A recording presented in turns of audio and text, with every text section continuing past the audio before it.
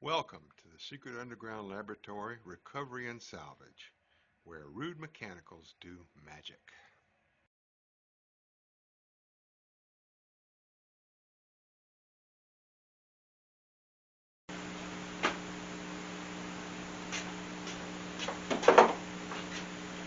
Hello, I'm Bronze Age, Director of Secret Underground Laboratory Recovery and Salvage. And today on the BF bench, we have a quite old Vanity bench, which is suffering from some loose and wobbly legs. And we're going to have to try and figure out how to fix that when we can't take this thing apart. What we have here is an oval-shaped Vanity bench. The frame is walnut, the legs are walnut. It's a style very popular in the second half of the 1800s. If we look at the leg, we can see there's an inlay of a lighter colored wood, which traditionally was holly. Turn it over, we'll get a better look at the construction. The frame, these pieces of curved walnut, joined at the legs with mortise and tenon joints that each tenon goes halfway in from one side to the other, along with these, not really corner braces, but that's what they are, corner braces, connecting the two side pieces to each other and bypassing the leg altogether, which is part of our problem today. Another strange feature I've noticed is each of the legs has a nail driven into it right here. A little high, would certainly have to miss the tenons, but I can't explain what that's all about. It certainly looks like it's been there a long time. One last detail in the construction that strikes me as just a little strange is even though this is walnut, it is walnut veneered over walnut. We can see a little chip of it right there. I can't imagine why they did that, other than maybe when you cut a curve into a piece of walnut like that, they didn't like the grain pattern so much, and they wanted to make it look more like a steam bent board. Who knows? A long time ago, and whoever was around back then, not around now to tell us about it. Now these two screws holding in this brace appear to be original. They certainly don't look new, and I imagine they are original to the piece, which is good because you can tell a lot about the age of a piece from the screws. The first machine invented to actually make mass-produced screws was in the 1700s. Didn't become real common because it still made fairly expensive screws. After they had run the threads off of it, somebody still had to cut the slot in the screw by hand with a saw. Into the 1800s, into 1860 or so, screws started becoming cheap enough they could be used in furniture instead of complicated joints or just relying on glue or pegs or whatever. And based on the style, I'm going to say this thing is probably 1870, 1890, somewhere in that range. Now these two screws holding in this brace appear to be original. They certainly don't look new, and I imagine they are original to the piece, which is good because you can tell a lot about the age of a piece from the screws. The first machine invented to actually make mass-produced screws was in the 1700s. Didn't become real common because it still made fairly expensive screws. After they had run the threads off of it, somebody still had to cut the slot in the screw by hand with a saw.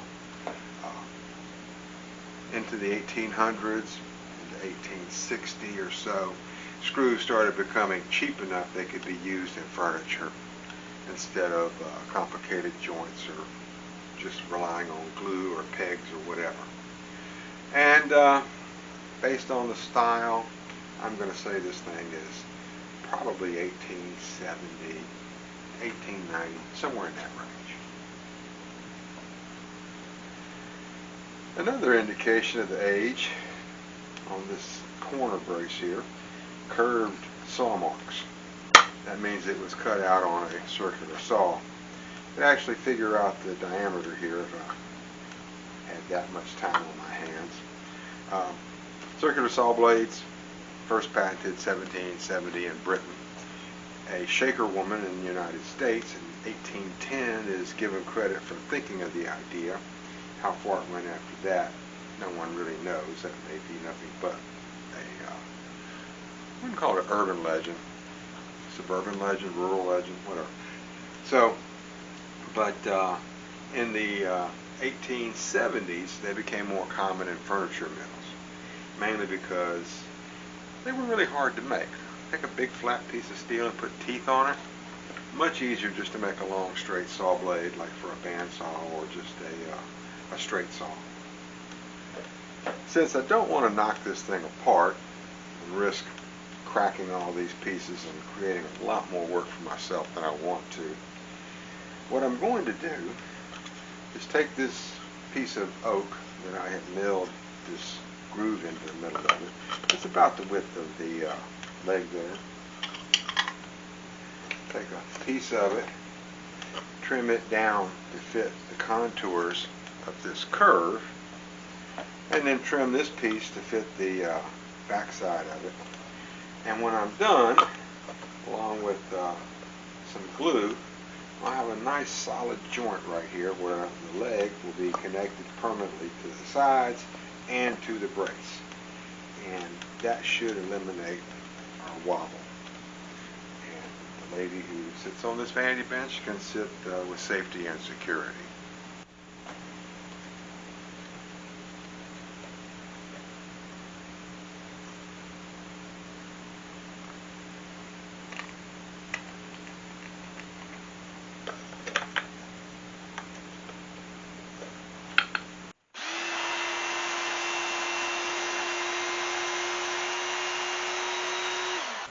When I'm working with walnut, especially the parts that aren't going to be seen, I like to mark it up with chalk so my pencil lines will actually show. Because now that I've got this trimmed down to where it fits pretty good against the curved pieces of the frame, I got to make marks on this corner brace because I'm going to cut out a relief for it, which will give me a good glue surface between the brace, the repair piece, and the frame all at the same time.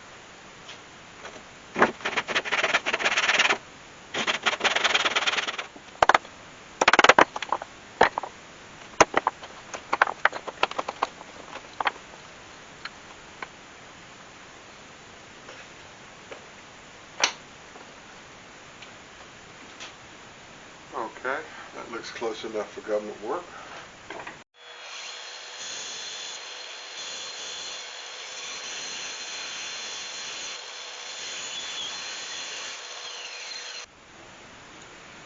There's one last step before I start assembling this.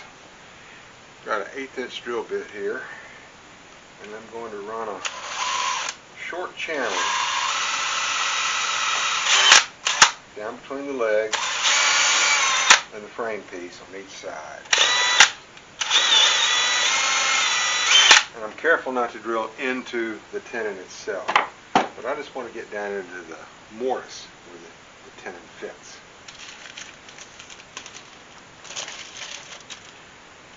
The reason for this is I'm going to inject epoxy down into the mortise before I start putting the brace and the corner bracket back on. Now, I've learned from hard experience, you really have to mix this stuff. As Louis the old shipwright said, mix it till you think you've mixed it enough, and then mix it some more. And he was absolutely right, because I have had some where I thought, well, that's just as much as it's going to need,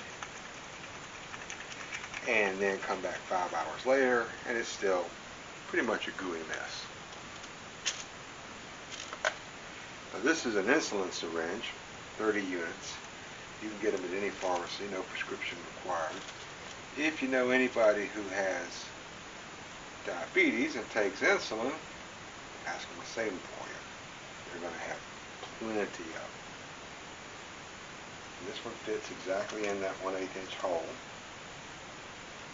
It injects it down in there. The epoxy is easy to pick up.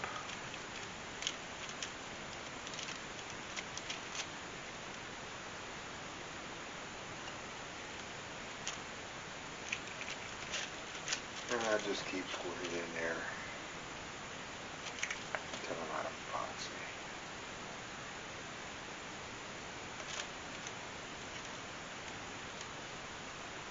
Now there are cases where this might be enough to do it all by itself, but honestly, this design with mortise and tenons going into the opposite sides of the leg, it's inherently weak.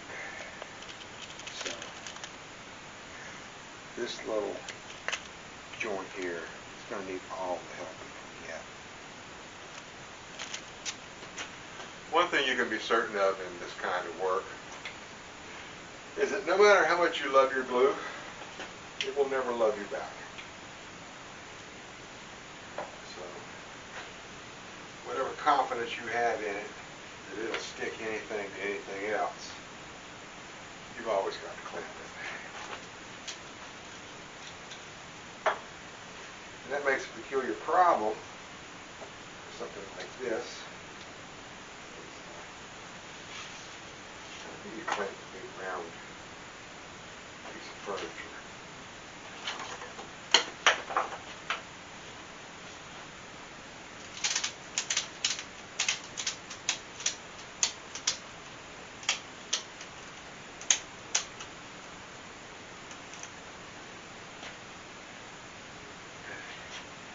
Well, that looks pretty solid.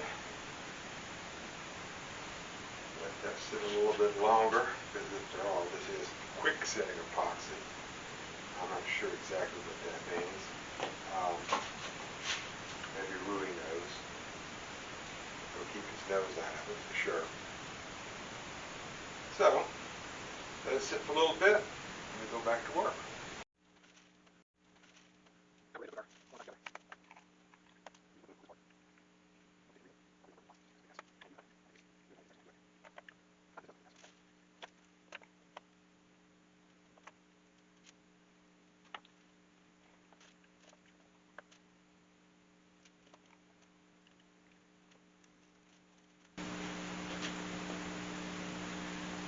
Well, we've got all the legs fastened down like they should be. Take all the clamps off and take a look at this. See what we've got. Now I don't really know what to call these things. Gussets or splices or something like that. But what they do is they've connected both pieces of the frame to the leg and to the corner brace all at one time. Kind of like putting a ship together, a wooden ship of course. And this is made very solid, strong legs. Shouldn't be a problem out of this piece for another 100 or more years, however old it is. It's going to be headed off to the upholsterer, who's going to be replacing all of this, and then back to the customer, who I am sure will be very, very happy with it. So, this is Bronze Age and Rui Domo for the Secret Underground Laboratory, thanking you for watching our video. Please like and subscribe if you liked it. You can subscribe if you don't like it, that's fine with me too. So, until the next video, thank you very much.